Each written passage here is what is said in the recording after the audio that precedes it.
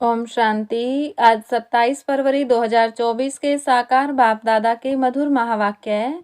बाबा ने कहा, मीठे बच्चे, सदा बाप की याद का चिंतन और ज्ञान का विचार सागर मंथन करो तो नई नई पॉइंट्स निकलती रहेंगी, खुशी में रहेंगे।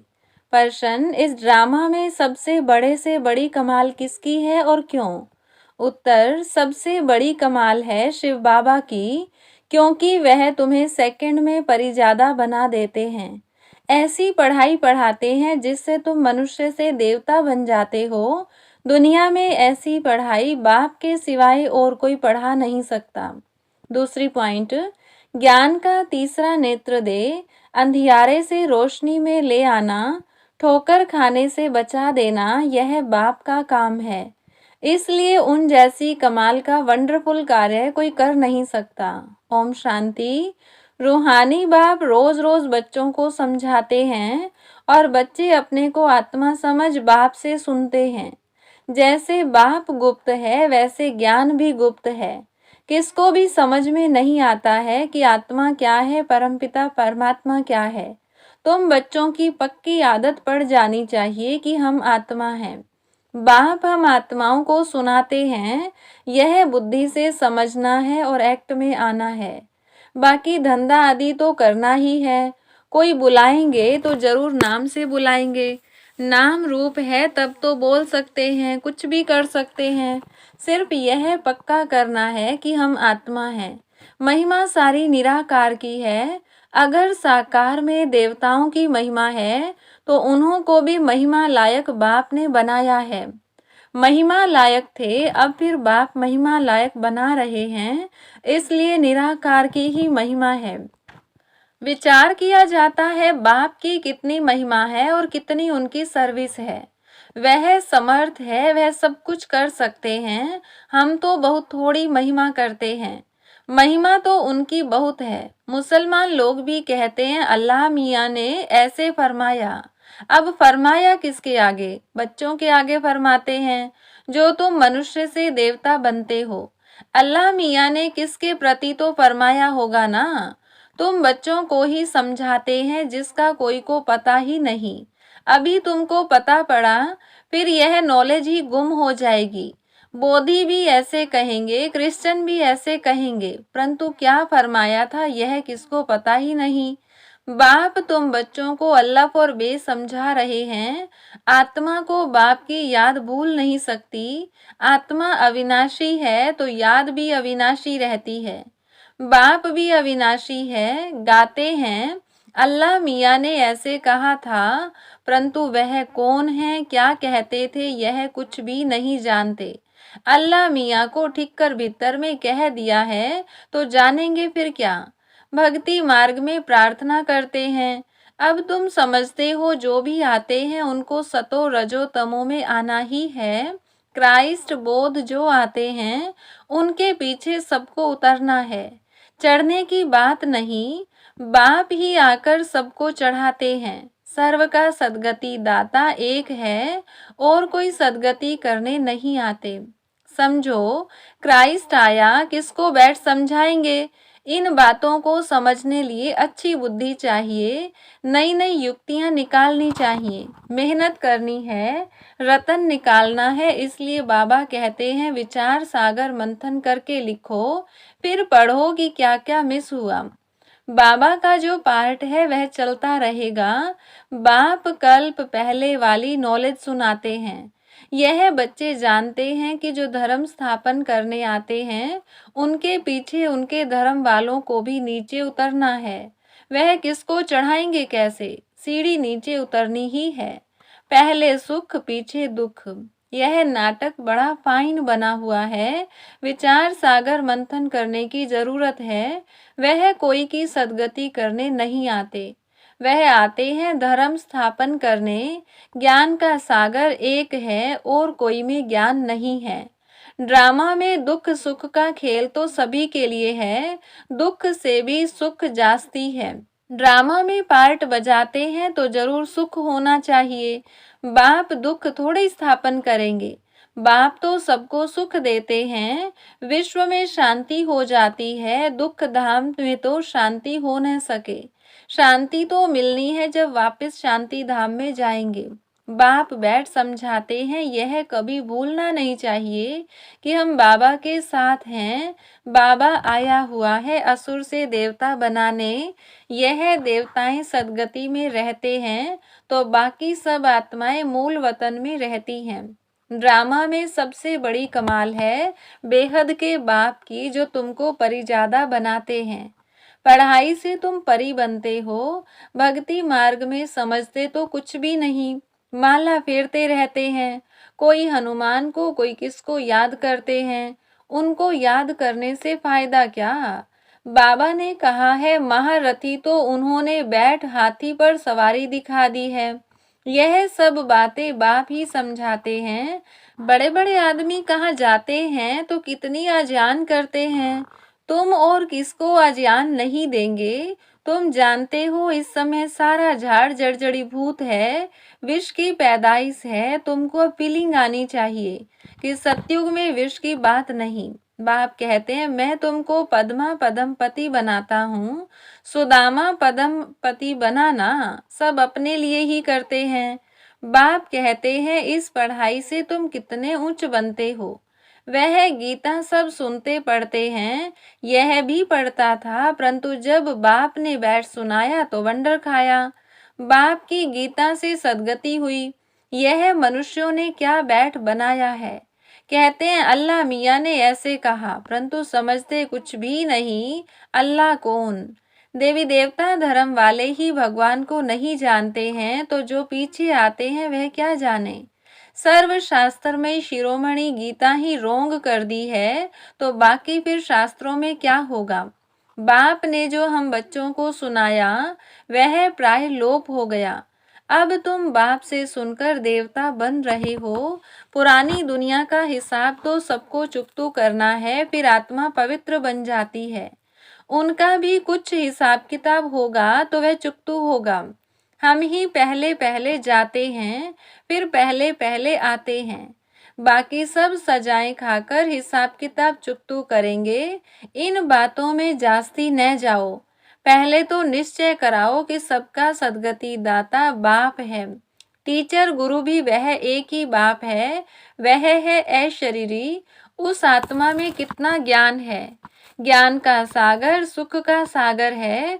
कितनी उनकी महिमा है वह भी आत्मा। आत्मा ही आकर शरीर में प्रवेश करती है। सिवाय परमपिता परमात्मा के तो कोई आत्मा की महिमा कर नहीं सकते, और सब शरीरधारियों की महिमा करेंगे। यह है सुप्रीम आत्मा। बिगर शरीर आत्मा की महिमा सिवाय एक निराकार बाप के कोई की हो नहीं सकती। आत्मा में ही ज्ञान के संस्कार हैं। बाप में कितने ज्ञान के संस्कार हैं। प्यार का सागर, ज्ञान का सागर, क्या यह आत्मा की महिमा है? कोई मनुष्य की यह महिमा हो न सके। श्री कृष्ण सतयुग का पहला नंबर प्रिंस है। बाप ही आकर बच्चों को वर्षा देते हैं, इसलिए उनकी महिमा गाई जाती है। शिव जयंती हीरे तुल्य है। धर्म स्थापक आते हैं, क्या करते हैं। समझो क्राइस्ट आया, उस समय क्रिश्चियन तो है नहीं। किसको क्या नॉलेज देंगे, करके कहेंगे अच्छी चलन चलो। यह तो बहुत मनुष्य समझाते रहते हैं, बाकी सदगति की नॉलेज कोई दे न सके। उनको अपना अपना पार्ट मिला हुआ है। सतो रजो तमो में आना ही है। आने से ही क्रिश्चियन की चर्च कैसे बनेगी। जब बहुत होंगे, भक्ति शुरू होगी, तब चर्च बनाएंगे। उसमें बहुत पैसे चाहिए, लड़ाई में भी पैसे चाहिए। तो बाप समझाते हैं यह मनुष्य सृष्टि झाड़ है। झाड़ कभी लाखों वर्ष का होता है क्या, हिसाब नहीं बनता। बाप कहते हैं हे बच्चे, तुम कितने बेसमझ बन गए थे, अभी तुम समझदार बनते हो। पहले से ही तैयार होकर आते हो राज्य करने। वह तो अकेले आते हैं, फिर बाद में वृद्धि होती है।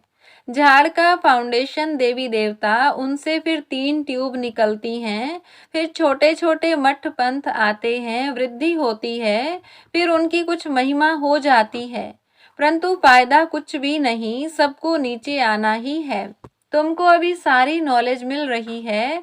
कहते हैं गॉड इज नॉलेजफुल, परंतु नॉलेज क्या है यह किसको मालूम नहीं है। तुमको अभी नॉलेज मिल रही है। भाग्यशाली रथ तो जरूर चाहिए। बाप साधारण तन में आते हैं तब यह भाग्यशाली बनते हैं।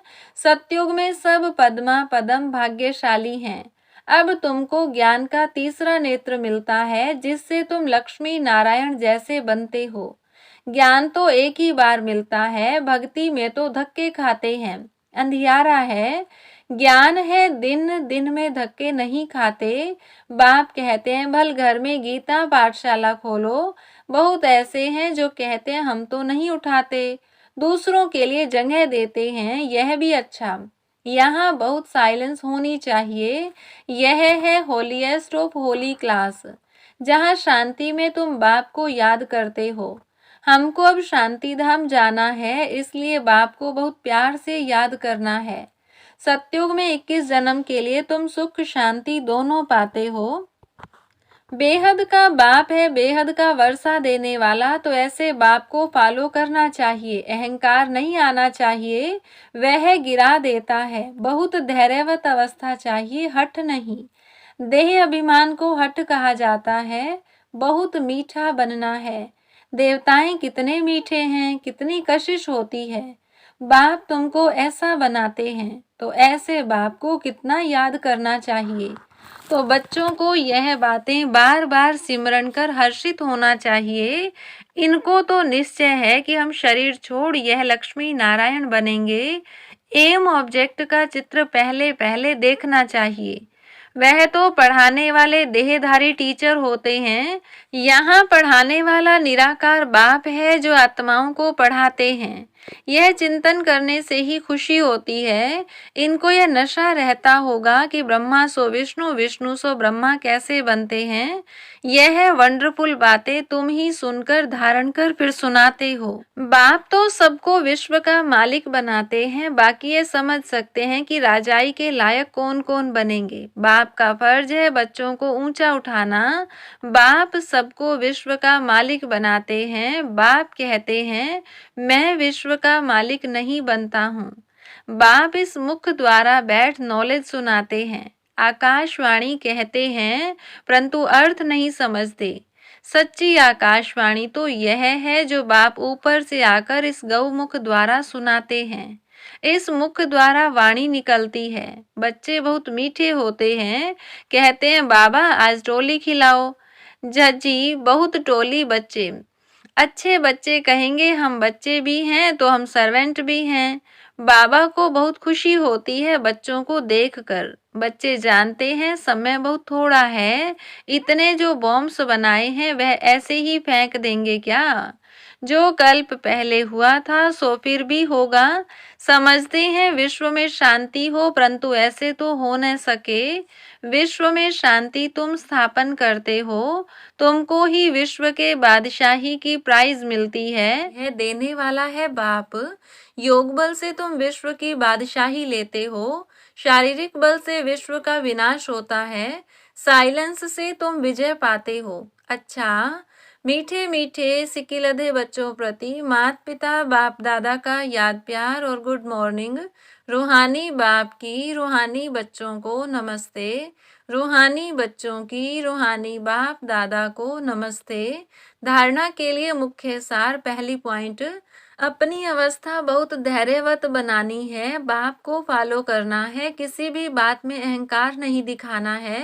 देवताओं जैसा मीठा बनना है। दूसरी पॉइंट, सदा हर्षित रहने के लिए ज्ञान का सिमरन करते रहो। विचार सागर मंथन करो। हम भगवान के बच्चे भी हैं तो सर्वेंट भी हैं। इसी स्मृति से सेवा पर तत्पर रहो। वरदान, मन मनाभव के साथ मध्याजीभव के मंत्र स्वरूप में स्थित रहने वाले महान आत्मा भव। आप बच्चों को मन मनाभव के साथ मध्याजीभव का भी वरदान है।